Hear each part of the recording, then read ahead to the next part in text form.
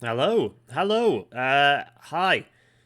You've just had that annoying countdown thing, and it's what is it? It's Wednesday evening. It's the 16th of June. Definitely, no, it's not. It's actually the 15th of June, and it's AM, because I'm about to drive. Yes, drive sadly, because I've got a boot full of kit down to down to Stratford upon Avon for rail life. But anyway, more of that later. Uh, Here's my large face saying hello, hello everyone. We'll see what this one is. It's a pre-record. Welcome to the pre-record. Hooray! Hopefully there's lots of chat still going on in the corner. The chat makes it. But for those who get very angry at my distractions, you're not going to have them this time, except that this sort of is one. Anyway, whatever. Let's get cracking. So, without further ado, the news. The news. Well, firstly, batteries for Greenford. Yes, the Greenford branch. This is interesting. Thanks for those who pointed this out on the Twitters. GWR are they're seeking they've put out a kind of a procurement document, a kind of a contract.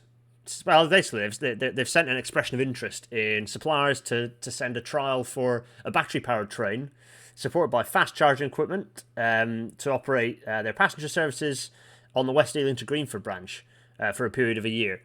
Now, I'm of the mind that these sorts of branches ought to be fully electrified, seems daft. But it's a trial, and we need to get trials of battery trains running as soon as possible because they sort of form part of the TDNS, the Traction Decarbonisation Network Strategy.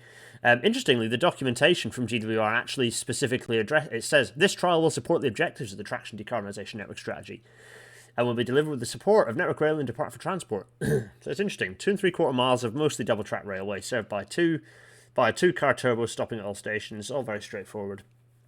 So yeah, they've just sent that contract lot out, and we'll see what happens. But that's one to watch. See what happens. The contract will start in December of this year and it'll end in March. End at the end of March, so it's the end of financial year 2033, 22 to 33. Yeah, let's see. It's mixed feelings on that. For me, that's a branch line that's got an intensive enough service that you'd electrify, but perhaps not. Maybe not. I don't know. I can't remember what the TDNS actually says about that, and in hindsight, I probably should have brought up the TDNS to see what it recommends. In any case, we'll see. Next item. Oh yeah, good grief.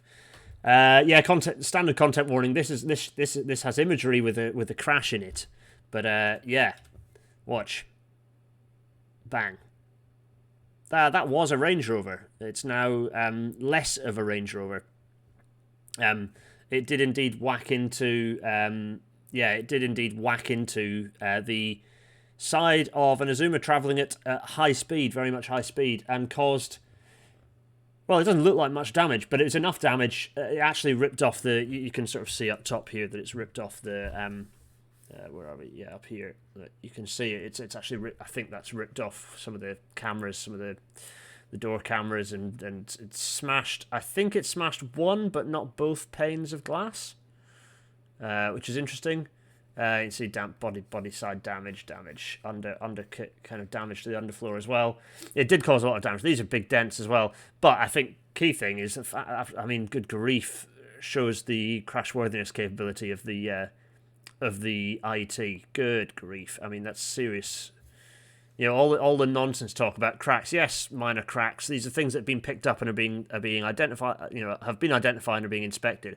You just look at the crash. This is the shape of the body is it's kind of like this, and the actual body panels are formed of a kind of a double skinned extrusion with kind of a honeycomb. Actually, I think it's even more sophisticated than this. I think it's more like a honeycomb, so it's actually more of a complex pattern than that even.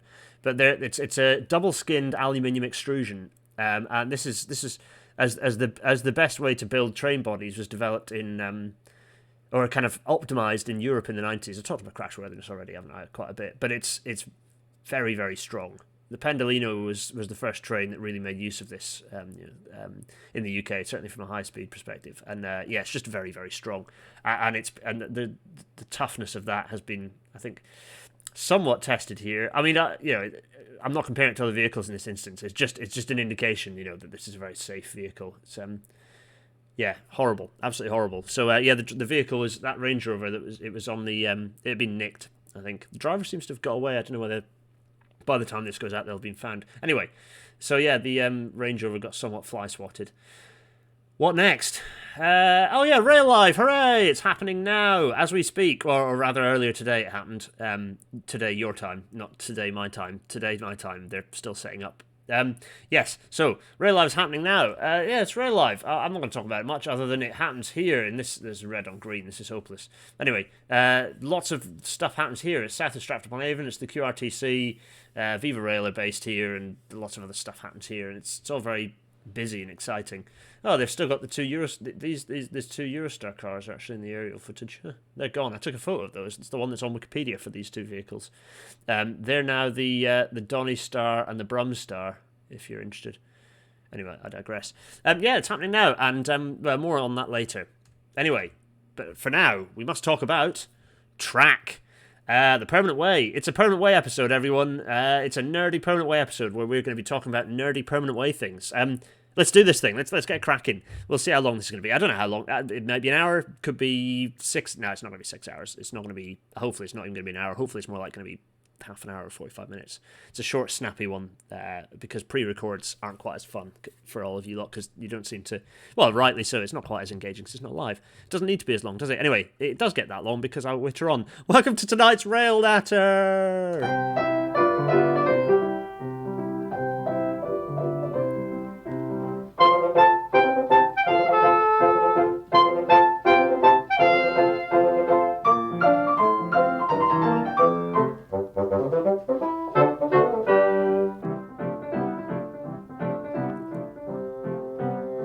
As the Intercity 225 fades away, let's go back to another picture of some track.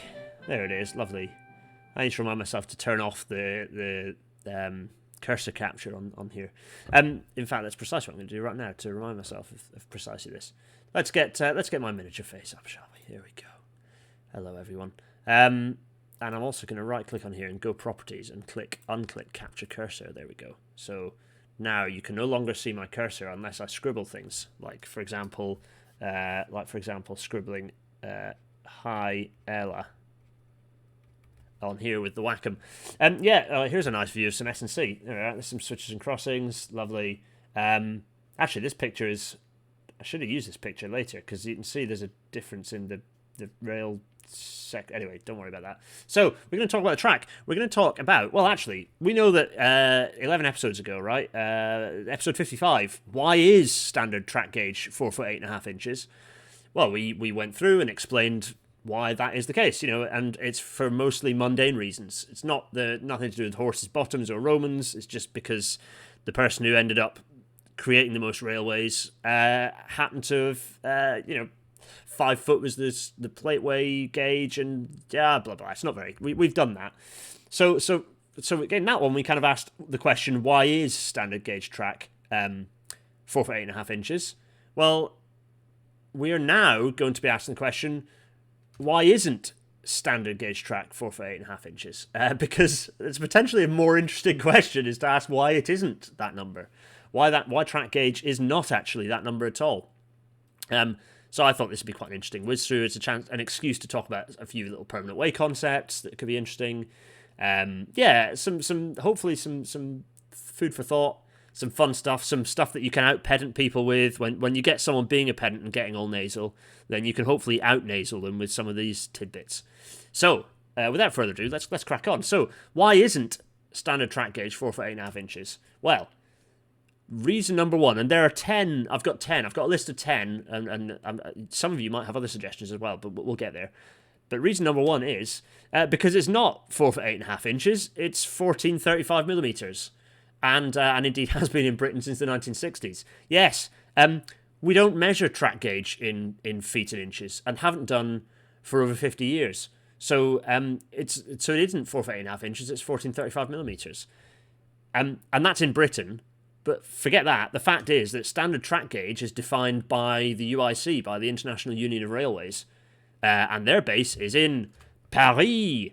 So they are not going to use feet and inches because those are imperial measurements, they're going to use millimeters, as they did when they defined standard track gauge over 100 years ago. So standard track gauge was 1.435 or 1435 millimeters a long, long time ago. And then even in Britain, we whiz over to our little British funny island. In Britain, we actually a possibly strange feature of Handbook 49, which is our where is it? I've got it. I think I've wiggled Handbook 49 around before. It's this one here. Yeah, here it is. This is my old version. Handbook 49. There it is. There it is. Big shout out to Brian Whitney. Where's Brian? Oh, actually not on the front of this one. I think Brian must be on the front of 2102. Anyway, the person in charge of these now is a chap called Gareth Evans. Hi, Gareth. If you want to come on a rail natter, it might be very confusing for the audience, but it'd be great fun. Right. Anyway, let's put that there. Oh, it's actually next to my other copy of Handbook 49 over there, which has different coloured post-it notes. Both of those are now out of date because there have been several updates since. Anyway, I digress. Let's go back to miniaturized face before I forget to do that. So actually, interestingly, in Handbook 49, by a weird way that they set out, these are the dimensions of the of sleepers, and sort of so that they've kind of got the sleeper designation here, and then you've got the gauge is here, and then you've got a load of other dimensions about heights and mass and type of, what the REPW number is, and a load of other stuff. Also, kind of what the fastener is. Blah, blah, blah, and the clips as well. Lots of useful information. Maybe one day we'll go through Handbook 49 as an episode. That'll be thrilling. But what's quite interesting about these is that for some strange reason, they record the track gauge in the number in the specs. So you can see the moment at which, you can see the sleeper family within which it changed from being 4'8" and 3/8 inches. We'll come back to that one. To 1432. Again, we'll come back to why that's not 1435, but you can see when it changed from imperial to metric, which was in the 60s. I think it was in the mid 60s, around about then. The F-24 is from 63. The F-23 is from 1963. The F-24 is shortly afterwards to serve a slightly different purpose. And I think the F-24 BS came through a little bit later on. I think maybe 65, 66. But you can see when they changed. So there you go. In the 60s, it changed.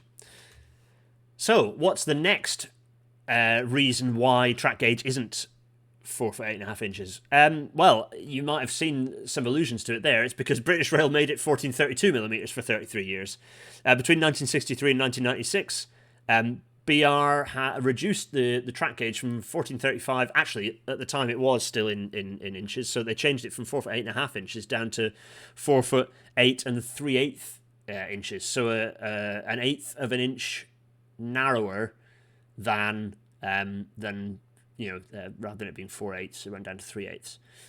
Why did they do this? Well, reasons. It was in a failed attempt. I point out the word failed. A failed attempt to reduce hunting. So let's take a step back. Here is a nice picture. You can see it's nice, isn't it? We've got in the foreground here, we've got what look like some F-27s, concrete sleepers with what will be 113A rail and some PR401A pan clips. The PR401As are the same as the golden pandrel clip, by the way. If you recognise that, love that famous squiggle shape down here. These ones, these are PR401As, those clips. These are F-27s, probably. F-27 sleeper. They might be BSs or A's. It's kind of hard. Yeah, I'd have to see them. But they are lovely. And there's 113A rail, very likely. Interestingly, in the background, you can see some fast clips on, and these holes mean that these are steel sleepers. These are steel sleepers because it's a very light bit of track. This is the line from York to Malton, actually. This is the level crossing. Is it near Cramb? Kind of near the Abbey. It's all very lovely around there, but you cross over here I cross over here regularly when I'm doing cycles. Anyway, I digress. The point being, this track, you'll see loads of this track around, and whenever you see these older kind of looking, slightly dustier looking sleepers, these older sleepers, the chances are their track gauge is 1432, not 1435. Here's a nice close-up showing said sleeper. There's a nice PR401A, and there's the nylon underneath that actually holds it in place. It's a classic orange biscuit. They're called biscuits as well. And you can see here is a running edge that has not had any traffic on it for a very long time. Actually, where is this track? I took pictures of this somewhere. It was somewhere that I could get nice and close up to it and take a picture of it. I can't remember exactly where it was, but anyway, looks very shiny, doesn't it? Not. Very rusty. Whatever. But concrete sleeper, fine. Also, don't worry too much about this dent here. It's on very good ballast, though. The ballast looks in terrific condition. I wonder where I took this picture. I can't remember. Anyway, those of you who are Patreon supporters will recognise this is one of the tiers. Shout out to everyone who's an F27 sleeper.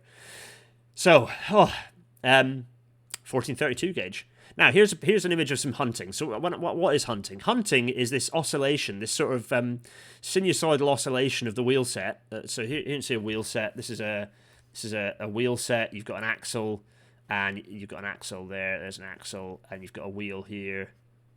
And it's kind of got this sort of it's going out to here and then out to kind of here. You can see it's got this sinusoidal motion kind of going back and forth.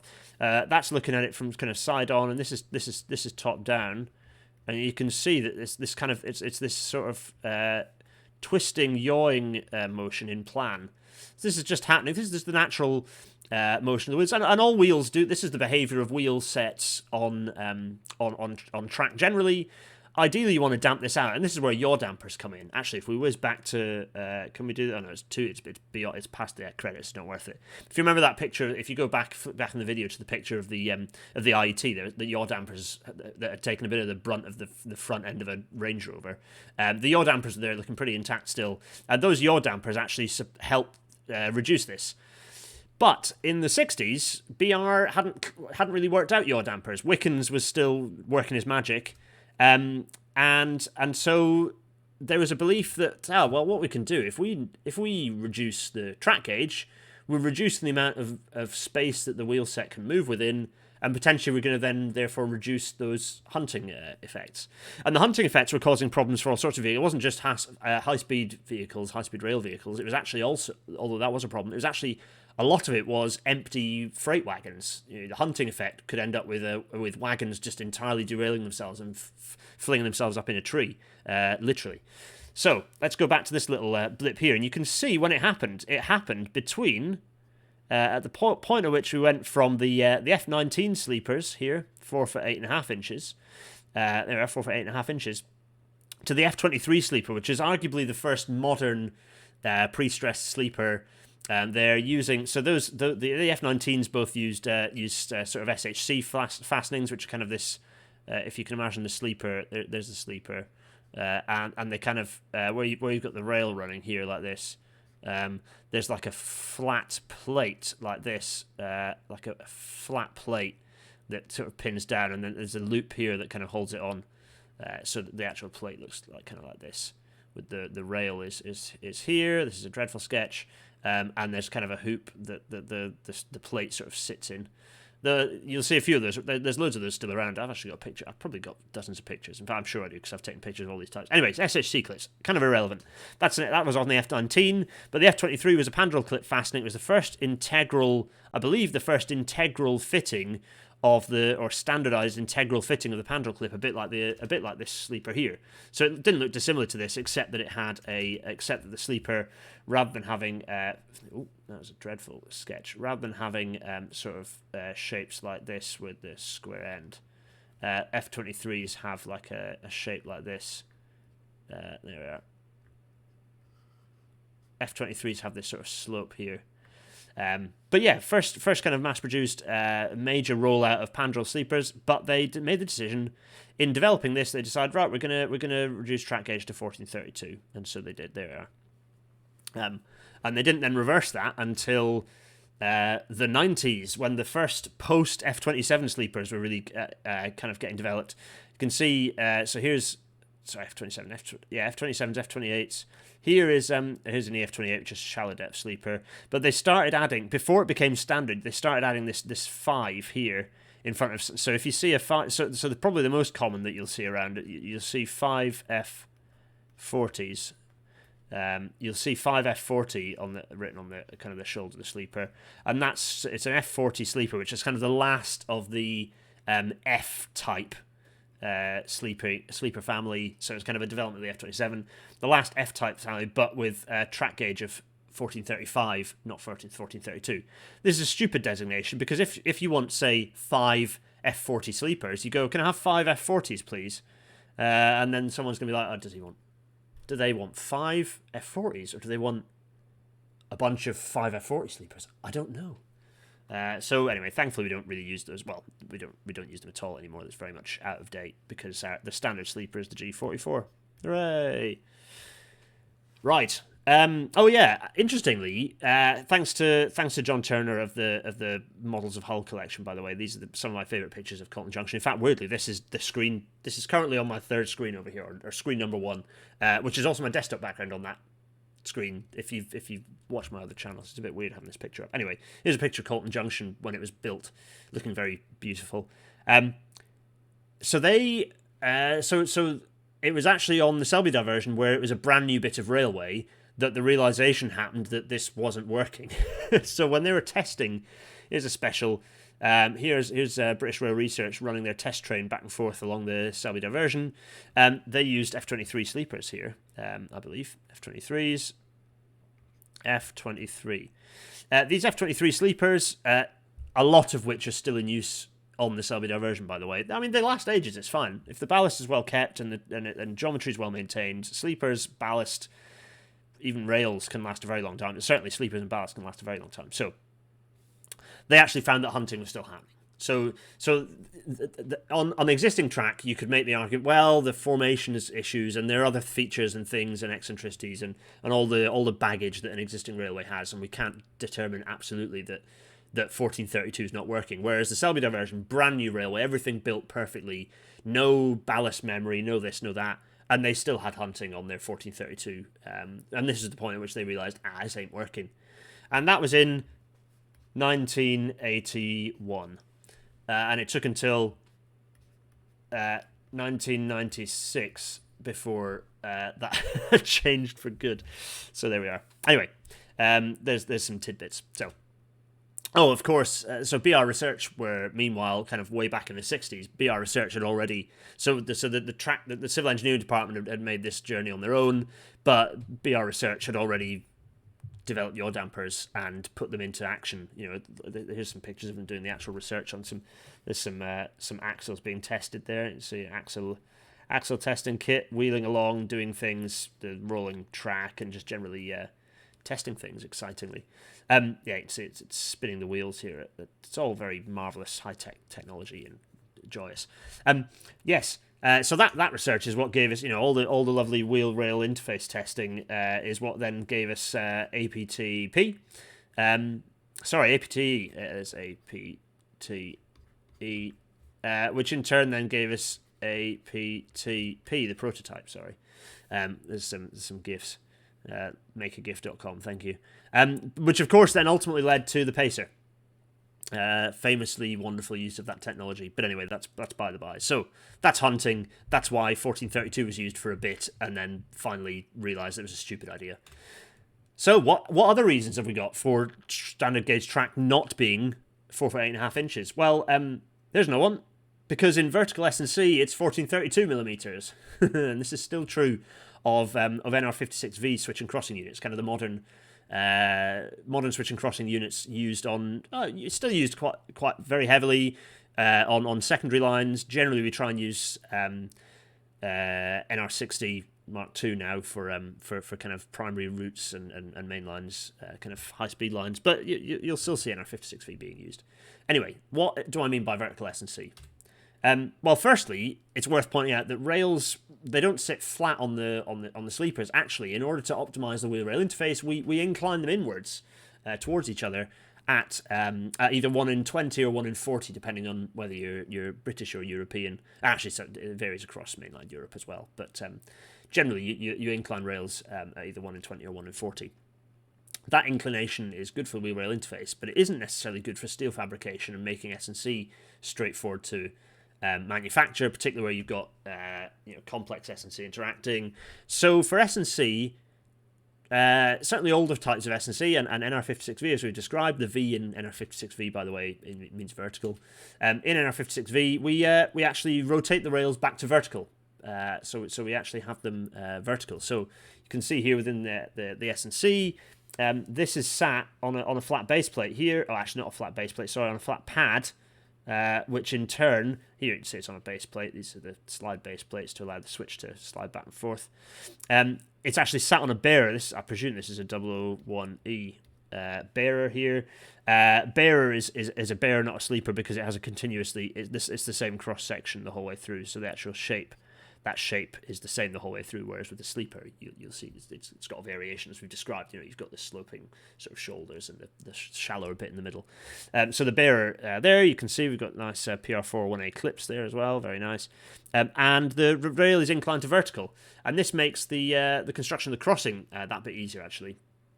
Actually, you know what? Let's put the picture in, because I think that'll be easier to explain. I should have put this picture in at the start, but it's fine. Actually, I want to go to this here. I mean, I could delete this out, couldn't I? But I'm not going to. There we are. That's the picture I want there. Marvelous. And then I'm going to click on here and click on this button, and then this. Yeah, there we are. And actually, I'll keep the whole thing because I think it'll be clear. Right. So don't mind my digressions there. So here you can. This is a switch and crossing unit. If you didn't already know, because I've explained it enough times. This bit here is a.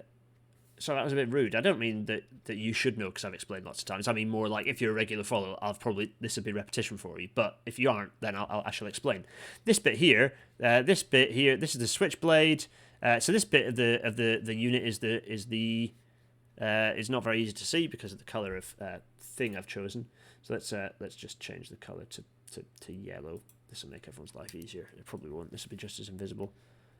This bit is also invisible. Is the switch unit? So you can here you've got the heel blocks. You can see this is the switch. Lovely. These parts here are the toe. They're called the switch toes. And then back here, this bit here, this sort of bit is the crossing.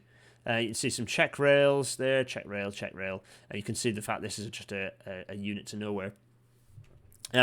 So you've got down here you've got the switch, and up here you've got the crossing, and here's a zoomed in bit of the actual crossing itself.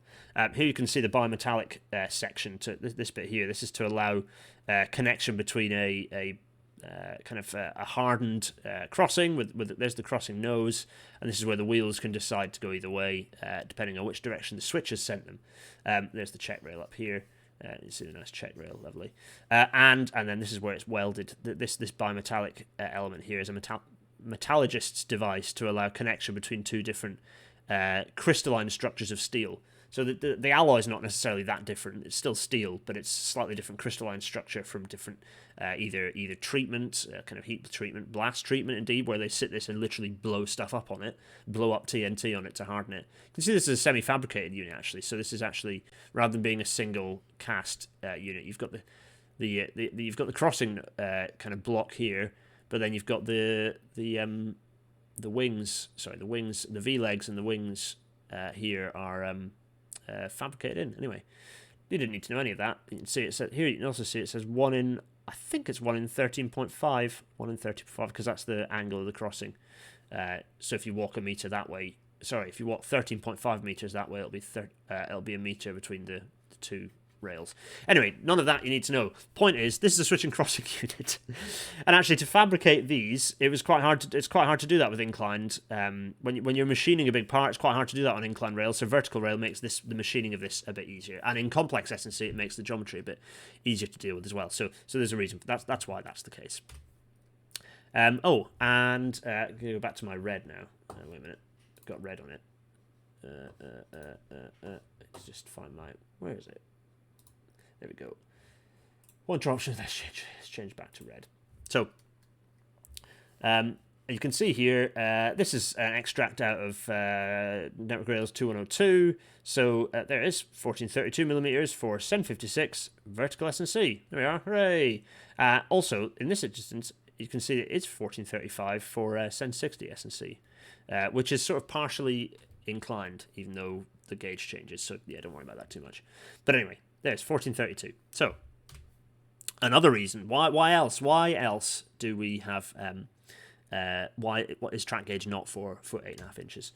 Well, this is a big one, which is because G44 sleepers, which are the ubiquitous sleeper on modern ballasted track in the UK, or in GB at least, they're built to actually give a gauge of 1436mm, not 1435mm, which is the same as all other 56E1 inclined concrete sleepers. So let's get there's a picture of our track. Here is the G44. You can see here it says G44 on the kind of the markings. These ones are made by Cemex. Thanks, Cemex. And here's a mold number. So if they start looking funny, you know which mold is making them look strange. If I click, and you can see the rail. There's the rail. There's this nice Pandro fast clip there, F1504 clip. With its kind of integral nylon rather than having a separate plastic piece. There's a kind of a nylon here that fits underneath. You can sort of see it. You can see that there's a nylon here that fits, and then there's another one here. This just improves the dynamic performance of the fastening. It's a good design thing. I think for my rail nav wander round, which I'll talk about shortly, for that wander round, I'll go to the Pandrel stand and I'll show you Pandrel stuff. It's always good fun. Anyway, yeah, here we are. I did a zoom in for the benefit of people. G44, there it is, G44. Lovely. They're ubiquitous. They're everywhere. They're great. They're fine. They're just a sleeper. They do what they need to do. 265 kilos, whatever it is, of concrete and kind of pretensioning tendons. Marvellous. But here is the extract from page 67 of 2102, which is track gauge for new straight track, shall be 1435mm. But it says nominal. Now, what it actually means, see here it says, the note is, although it's referred to as 1435 nominal, new sleepers are designed to give gauges of 1436 for SEN 56. And also, what's that? 1438 for SEN 60. We'll get to that shortly. Because SEN 60E2 rail, which is the bigger of the two main GB rail sections, is set to a gauge of 1438mm, not 1435mm. What about these two rail sections then? Well, I've done some drawings scaled so that you can compare what these two rail sections look like. So this is 56E1, which is also known as 113A for a very long time. So what that refers to the number of pounds per yard, whereas this 56 here refers to the number of kilograms per meter nominally. And the E1 bit just refers to the actual shape of the head profile. So here is 56E1. Let's get rid of all that text. And here is 60E2. So that's 60 kilograms per meter, and E2 is the head profile. The head profile. Originally we had E1, but this was bad. It resulted in problems because it wasn't compatible with our wheel profiles. So we actually had wheel profiles. It wasn't compatible. It was a bit of a big hoo-ha when SEN 60 was introduced because there was this new rail, and obviously people had already been grumpy that we were introducing a new rail section. So the fact that it caused some serious problems, some issues because it wasn't compatible with our existing vehicle wheel profiles made people rightly angry. So lots of grinding had to be done to correct 60E1. You'll still see some around, but for the most part, it's all been replaced with 60E2 now. So this E2 profile with a profile that's basically pretty much the same as if you kind of look, you can see the head profile is mostly but not entirely identical to 56E1. And you can see here I've set these up so they're sat, and you can see that the foot's wider for 60E2. The railhead is further up, so it's taller. It's a taller unit. It's about 14mm taller, 14mm taller. You can also see that that 60E2 has got this sort of concave rail web, whereas 56E1 has parallel webs. You can see the parallel kind of thickness of the web is 20mm all the way down through. So there you go. Looking very, very smart. You can compare these two. I don't think I've ever seen anything that compares them kind of in this way. So hopefully this is a useful little bit of video to kind of show you what these two rail sections look like. And here it is actually. So all these pictures I'm showing you G44s with 56E1. Actually, it's not 56E1. This is what 60E2 looks like. You can see that sort of concave web. The railhead pretty much the same as 56E1, and then you've got the rail foot here. So it's all looking very smart. And there it is. There's the rail section sat on a nice G44 with fast clips in the background. Isn't that lovely? Isn't that lovely? So, which does raise an interesting question: is how do you then transfer? How do you change between? Because sometimes you can have, at some point your trains you don't have a unique 1435 gauge railway, or 1436 as we've now established, or 1432 railway, or a 1438 railway. You don't have individual railways with these different gauges. So how do you deal with that slight difference in gauge? Well, between 1435 and 1438, you need to have a change in rail. You have to manage that change in rail depth and section anyway. So you generally have you can have a junction plate, but generally you'll have a forged transition rail, which is sort of actually a rail that looks kind of, so the rail head's in the same place and obviously is straight, and actually you have a forged bit that kind of goes like that. So you've kind of got a section that's sort of forged here between the two rail sections of kind of 62 and 5061. And so you have this forged section. So the sleepers are all sat like that, and you've got to deal with the change in sleeper height, and fine. But what if you've got so that was looking at it kind of side on, but that also generally manages that change in gauge as well. What's more challenging is where you have to 1432 to 1438. That becomes quite a big difference in gauge. And so the requirement by the standards here is quite an obvious one, which is that you use 5F40, 5EF28 sleepers, or use G44s configured to SEN 56E1 track. So essentially you use, so if you've got 1432 sleepers, you need to have a series of, and it only says 2, it's not a huge number, it just suggests that you have 2 sleepers of 1435 gauge to kind of introduce that gauge more gently. So there you go. So that's, and again, you can see, there's some stuff about the G44s being set for 1436 and 1438, depending on which rail section you're using. So there you go. And here actually you can see the gauge, the allowable gauge transitions if you're interested. Anyway, isn't that marvelous? What's another reason why track gauge isn't 4 foot 8.5 inches? Because we've decided to make it wider, because we've gauge widened the curve, which can improve running through tight curves for heavy rail. So if you've got a particularly tight curve, you can actually, and you should, gauge widen to improve the behaviour of the wheel sets through that curve. And here indeed are the standards. The table, his table 14, from 2102, which goes through if you've got a track radius of between down to 176 metres, from 200 down to 176 and then kind of onwards. It shows that at the tightest radii, you can actually widen your gauge up to 1450. But in all cases, if you've got gauge widening, you need to also have a continuous check rail. But then also these curves have to then be limited to 30 miles an hour. So, and it also describes how widening shall be achieved. It suggests that it should be achieved by moving the inner rail away from the design track centre line. So don't move the outer rail up, you move the inner rail in. It's dynamics reasons why it's connected to these things. You can gauge widen less, but if you do that, you have to speak to the route asset manager. Yeah, and there we go. Lots of sort of rates of change in widening of gauge and flange way. So lots of ways that we carefully manage that. But there we go. So we gauge widen through curves for heavy rail. Another reason why we do it is that we decide to narrow the gauge through a curve. Now you might go, well, you've just said that you want to widen it through a curve. Well, that's because different vehicles behave differently. The dynamic behaviour of different rail vehicles is different. So where you've got heavy rail, they're designed for higher speeds, higher tonnages. These vehicles are designed, their suspension and their bogies are designed to navigate pretty shallow curves. Conversely, if you've got a tram system, those wheel sets, bogies, individually independent wheels, whatever it happens to be, are designed to cope with narrow curves. And actually, it can be the case that it's beneficial to narrow the curve the gauge through curves for tram systems. Not always. And you should only ever do this based on if for any designers are out there, you should only ever do this on the premise of having undertaken a vehicle track interaction study to understand what that interface should look like. But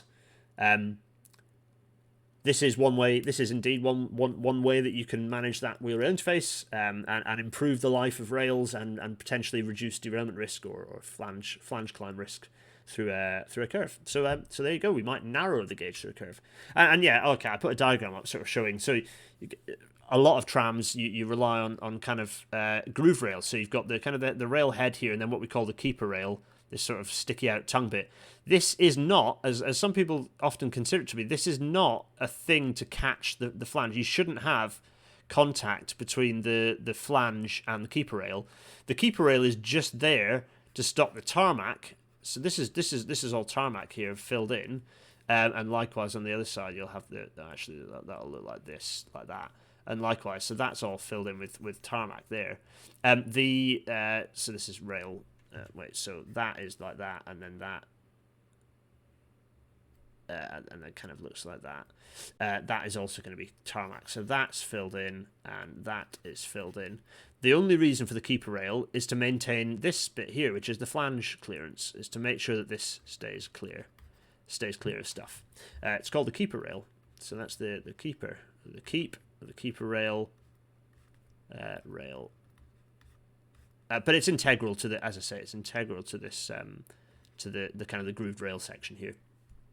Groove rail is wonderful stuff, but that's compared to, say, the more conventional railhead section here that you've got. Although this diagram's a bit weird, I nicked it off Wikipedia. It shows me. You can see here that the behaviour of wheel sets can be slightly different, and so that's why the difference in behaviour of wheel set is where you have this difference, and also the yaw damping behaviour, the yaw behaviour of the wheel sets there mean that you get this different dynamic behaviour. Anyway, right, another. Throw them at me. Rail standard gauge track isn't necessarily 4 foot 8.5 inches because we've installed wide to gauge trap points. This one you might think is a bit tenuous, but trap points. This gives an excuse to remind ourselves what trap and catch points are, because I don't know if there are such a thing as wide to gauge catch points. It kind of that for me, given what catch points are for, I'm not sure you'd ever get wide to gauge catch points. That would defeat the object. But anyway, we'll I'm not sure, but. Let's remind ourselves this is an excuse to remind ourselves what trap points and catch points are. So up here we've got two diagrams. We have one here where we've got some main lines. There's some main lines here and here. Main lines, lovely. And then we've got like a freight line here. We've got like a goods line, and you can see here there's what looks like just a set of switches. There's no crossing. There's just a set of switches installed here. And what these are for? They're called trap points, and they stop trains going over onto the main lines. So you can see here. Did everyone just heard that critical beep? I don't know what that was. I think I must have pressed it. Nice. That's a familiar. I just pressed the letter T there, just in case anyone's wondering. I don't know whether I've now got dialog boxes all over one of my windows. Who cares? Trap points. T for trap points, and they stop trains going on main lines. So essentially, if in order to protect the main lines from errant freight vehicles, you have a set of trap points, and rather than be these ones here, you can see, although they're quite miniaturized, these ones you can see they switch the any vehicles off into the cess, keeping them hopefully outside of gauge of the main lines and not fouling the main lines. The other thing I mentioned is catch points, and this is the catch points here are on the descent from Slough Summit. They have been used in Anger quite recently, relatively speaking. Did I talk about these in? Did I talk about? Oh, I think Alex and I talked about this in our snow episode. We talked about our shenanigans with catch points. But yeah, these catch points are to fling trains off the main line. So if you've got a steep hill, is the main example. Actually, I can't think of any others. But if you've got a steep hill and you don't want the trains to be, you want a way to just basically stop trains if something's gone wrong with their brakes or something, or if there's been a breakaway or for some reason. You have a set of catch points, here they are, which essentially can fling trains off the main lines. Tune into that snow episode with Alex and I, where we explain our involvement in that particular event at Car Bridge. Anyway, there we are. So that's trap and catch points. And here's a picture of some catch points. You can see the main lines here in the distance. Presumably these are the mains, probably. They're there, and here you can see, rather than getting sent in one direction, actually, here you've got 1430, what is it? It's timber, so probably 1435, yep. Here you have 1435. Theoretically, you will always have 1435 going through here, but actually these have been set to... so by default, these are set to provide an ever-increasing gauge, at which point your train wheels will just sort of drop into the forefoot and you'll derail your train and it'll sort of stumble to a halt. that's where you're kind of not wanting to send it in. In this instance, I presume it's because there's a track here and then the main line's here. They don't want to send. They don't want it to do anything other than to stop basically in line with the track. So that's why you've got a wide to gauge. So you can see that this point here, between here and here, the default is to have an ever widening gauge. And it's only then set when you essentially close each of these switches in this slightly strange situation where the switches mechanically split apart. So it's interesting for detection. I imagine slightly faffy to set up. Anyway, push those apart and that allows trains to pass. Yeah. So there we go. That's the wide to gauge track points. But we're not finished yet. We've got more. I can't remember how many more we have, but there are more. Oh yeah, here we go. Because the track is wide to gauge, but within tolerance. So this is a situation where you have existing tracks that are now wide to gauge, but they are within safe tolerances, because the railway is not an absolute thing. Everything's slightly, we saw earlier, even manufactured sleepers are manufactured to 1436 plus 1 minus 2 or plus 2 minus 1, slight tolerance in manufacture. And actually static track gauge can safely be as high as 1470. So that's quite substantially higher than 1435 in slower tracks, so under 100 miles an hour. Here is Will Newman, my former apprentice. Sorry, Screech, I couldn't find a good picture of you doing it. I was going to have both of you in here for equalness, but neither of you will ever watch this, so it doesn't matter. Anyway, here, and I'm hiding his face, so it doesn't matter. Anyway, here's Will checking track gauge on the Wensleydale Railway with a nice Bantz track gauge there. So combined cant and track gauge. Look at this thing; it's great. Very useful tool.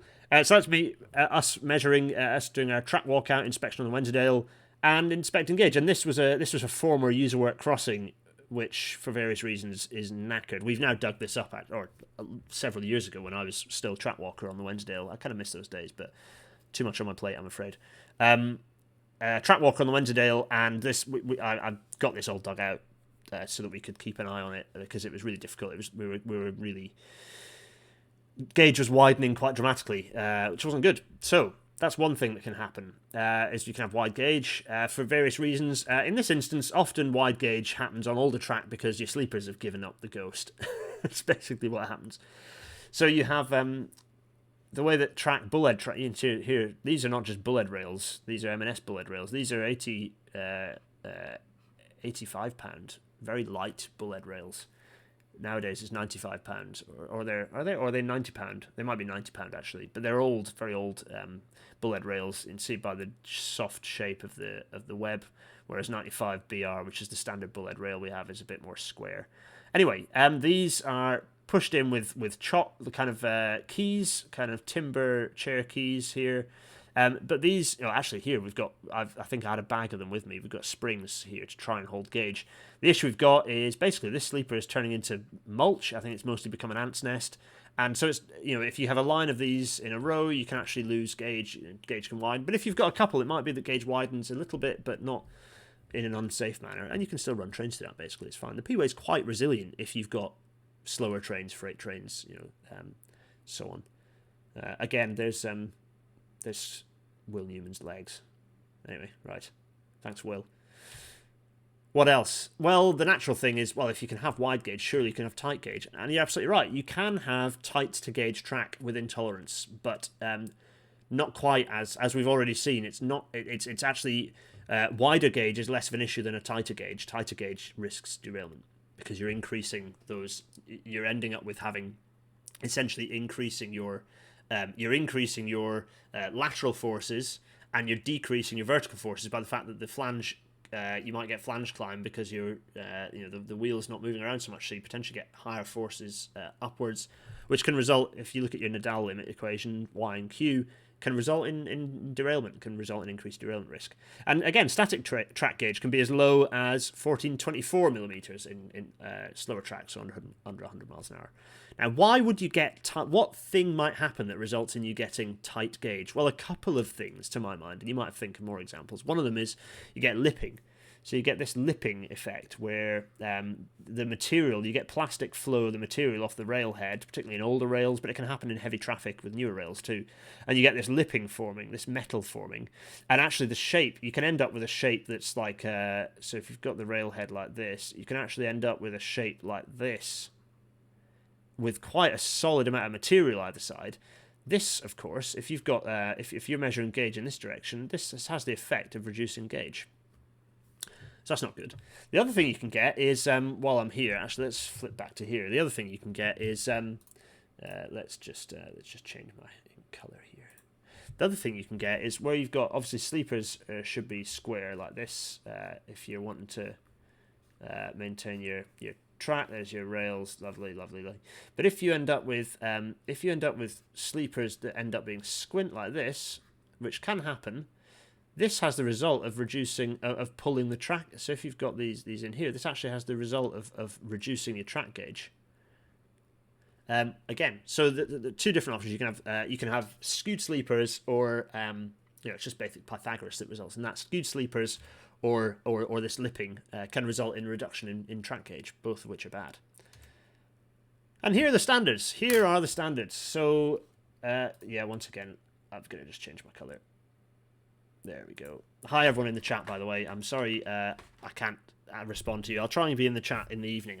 I'm not going to be next to my computer. I don't have anything to do on Wednesday evening, particularly. Well, that's not true. I might be out saying hello to some of the rail crew. But yes, hi everyone in the chat. Tweet me your questions if you've got queries and thoughts. So yeah, here are the standards about wide gauge and tight gauge. So you can see difference between two different speeds, and you've got 1428 for 100 mile an hour to 105 upwards, and blah blah blah blah blah. There you go. And they've got the two kind of inspection limits, and then the remedial action limits, which is like if you exceed those limits, then you need to correct within 2 weeks, or for lower track categories within 28 days, so within 4 weeks. And then for tight gauge, actually less critical, they say correct within 12 weeks. So these are not high criticality.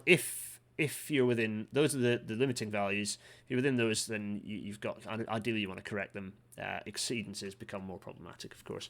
Anyway, right, so there you go. Those are the standards. And that is all 10, I think. Oh no, there's one more. Or is there? No, there's not. That's it. In reality, so the point of all this is to show that, is to give you anti-pedant fodder, is to give you double pedant fodder, maybe. I don't know, whichever way you look at it. It's an excuse to explain a load of track concepts around a theme. And by and large, it's to just say that in reality, standard track gauge is rarely, if ever, 4 foot 8.5 inches or 1435 millimeters. If we ignore the imperial versus metric thing, it's rarely, if ever, 1435 millimeters. For the most part, it's not any of those things. It's all of the other dimensions that we've put up on screen. And there might be any others that I've not thought of. One of the ones I thought of before while I was putting these slides together, but I'm running out of time because I should have left to drive south a long time ago. Sorry, Paul. Is plinth is actually where you've got elevated plinth track or a pit track where you may selectively choose to widen gauge. Where you have vertical track that's not anywhere near S&C. If you've got kind of a connection between S&C, you might run a little bit of vertical track between them, although you should always avoid doing that if you can. So yeah, there are others as well, but yeah, and there might be other countries that have a slightly different measurement for their standard track gauge as well. I've just taken a very GB focus on this, but there may be other, in fact, there definitely are other countries that have a slightly different measurement for their track gauge. So there you go. That is that. Thanks for joining. That was fun. That was mildly chaotic. As usual, we are. I think all the podcasts we should be catching up on the podcast now. I mean, if you're listening to this in podcast form, then clearly we have. But sorry for the delay. But the RailNatter minions have had exams, and frankly, those are more important. So I've let them prioritize that. It's not automatic, and I don't do the podcast uploading. I have the RailNatter admin team do it for me. So thanks to Giel and Ella for that. Yes, but available on all good podcasting platforms if you prefer that to the YouTube. I don't know how well this will. I never know how well any of them work in without the visual element, because to my mind they're a very visual podcast form. But anyway, whatever. Patreon, Discord, and PayPal. You can support me on Patreon. I'm going to do some extra. There'll be plenty of bonus bits for next week's episode. I think. So look forward to, if you want to see those bonus bits, then subscribe to the Patreon and support RailNatter continue to be a thing, continue to be a weekly thing. I will be doing more pre-records, but edited pre-records, if the RailNatter episode works pretty well. I kind of, and that might be a way to do some more fun and interesting stuff out and about. So the live format will continue to be the main format of RailNatter, don't worry. But I think we might be doing some more pre-records, and in doing pre-records, that offers more options for you Patreon folks, you good Patreon folks, to get involved in that process, actually.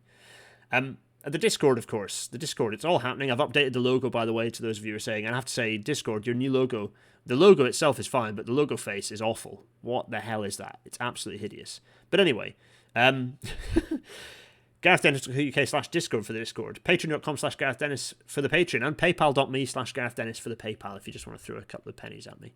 That's all fine and good. And do like these and subscribe as well. We're on 4,600 subscribers, which isn't bad. We're aiming for the 5,000 mark, which would be absolutely barking mad. I don't know how 5,000 people are subscribing to just a Permanent Way Engineers kind of part-time hobby, but it's great having you all along for the ride. Hello to all of you. I'm waving. Right, as we speak, or rather as I spoke, or confusingly in meta terms, from my perspective right now, in several hours, or rather tomorrow, and from your perspective, several hours ago and then tomorrow, Rail Live 2021 is happening. It was cancelled in 2020. 2020, if you remember 2019, I tried to do Rail Live live and it didn't work because there wasn't enough signal and it was a bit of a calamity, and I was a bit gutted because I thought that would have been really good fun. Well, this time I'm going to have more control over it by doing it as a pre-record, which actually works better because I don't have to worry about the signal issues. I can tighten it up a little bit. I can cover loads of stuff. I can say things over and over again until I get them right, although that, for me, is a bit of an issue because I'll say them, I'm useless if I'm not live. If I'm live, I enter lecture mode, and I'm fine. As soon as I'm aware I'm filming, I need to do it 20 times. I got there in the end. I don't think I was too bad for the Architects of the Railways Built team, the Brown Bob producers. Michaela, I hope I was all right. Anyway, episode 67, Rail Live 2021. It'll be a pre-record. I'll join with you, and I'll answer your questions in the chat while it goes out. Possibly, probably. But yeah, I look forward to that one. It should be fun. I'll show you what Rail Live is all about. So if you've got things you want to see, message me. Tweet me about things you want to see. If you've seen them on Twitter and you want to go and explore, I'm going to be looking at the Stadler, the 777, showing what level boarding's all about. I'm going to be going to look at the new measurement train. There's many things we're going to look at, and it should be good fun. Oh, let's get my large noggin up, shall we? Right, I am about to drive a long way, so I'm going to go and do that. I need to also go pack, so while the video renders, I'm going to do that. I will see you all. When will I see you? I will see you all live, possibly for a stream on Friday, but not confirmed. Yeah, possibly a Friday stream, actually. I don't think I've got any plans. I think Dean will be in ballet, so that should be fun. I'll see you then. And then I'll see you live for the Rail after the Rail Live episode. So that's in weeks now. Anyway, crikey. I'll see you all on Twitter. Anyway, right, enough of me waffling. It's 57. We've kept this under the hour, which is remarkable. Didn't think that would happen. All it remains for me to do is wave vigorously and tell you that you're all brilliant. It's been a pleasure. I will see you all. I'll see you all soon. I always do this. I always go into a loop, don't I? I say I'll see you all soon about 8 times. Will I remember this and stop doing it in the future? Not for about a year. 2 years, maybe. I don't know. At what point do you think RailNatter will be tight and perfect? Never. It never will be. Some might argue part of the charm. Others might say it's because I'm lazy. Answers on a postcard. I'm going to wave. Cheerio, everyone. Cheerio. Cheerio.